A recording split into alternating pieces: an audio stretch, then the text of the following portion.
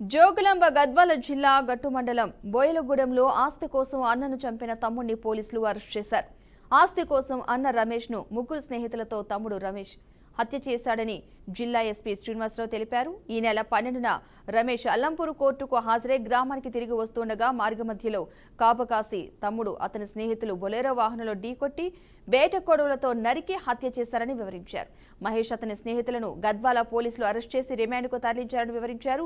ఆస్తి కోసమే అన్నను చంపినట్లు పోలీసుల ముందు నిందితులు ఒప్పుకున్నారని ఎస్పీ శ్రీనివాసరావు తెలిపారు.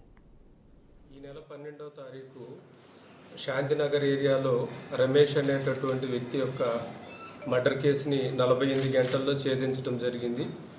ముఖ్యంగా ఇది కుటుంబంలో అన్నదమ్ముల మధ్య ఉన్నటువంటి ఆస్తికి సంబంధించిన విషయాల్లో ఏర్పడినటువంటి తగాదాలో ఎట్టి పరిస్థితుల్లో కూడా ఇక అన్నని మనం ఎలిమినేట్ చేస్తే తప్పితే మనకి పీస్ఫుల్గా ఆస్తి అనేది రాదు అనేటటువంటి విషయంలో తమ్ముడు పక్కాగా ప్లాన్ చేసుకొని వేరే ఒక ముగ్గురు సహకారం తీసుకొని పక్కా ప్రణాళికతో అతన్ని హత్య చేయడం జరిగింది.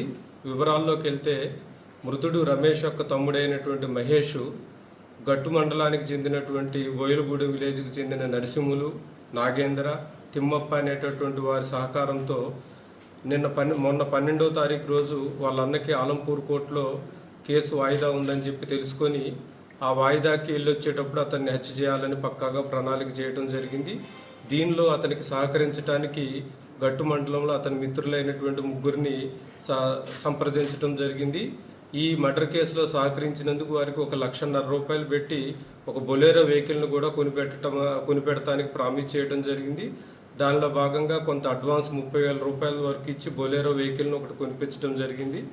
అతను ఆ కోర్టు పని చూసుకొని యాపదిన్న ఊరికి వెళ్ళేటటువంటి క్రమంలో ఈ మహేష్ ప్లస్ అదేవిధంగా నరసింహులు వెనకాల ఒక కారులో ఫాలో అవటం జరిగింది. ముందు ఆ అడ్వాన్స్ ఇచ్చినటువంటి బొలెరో వెహికల్లో నాగేందర్, తిమ్మప్ప వాళ్ళని ఫాలో అవుతూ ఒక హత్య జరిగినటువంటి ప్రదేశానికి రాగానే బ్యాక్ నుంచి హిట్ చేయటం జరిగింది. ఎప్పుడైతే బొలెరో వెహికల్తో గుద్దటంలో అప్పటికప్పుడు మృతుడు రమేష్ కింద పడటం జరిగింది.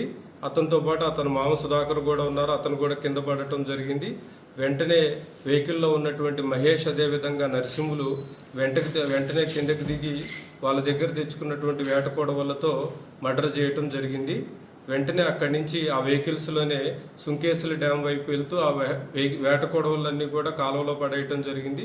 ఆ వేట కొడవలని అదేవిధంగా 2 వెహికల్స్ని కూడా సీజ్ చేయడం జరిగింది. ఈ నెల 12వ తారీఖు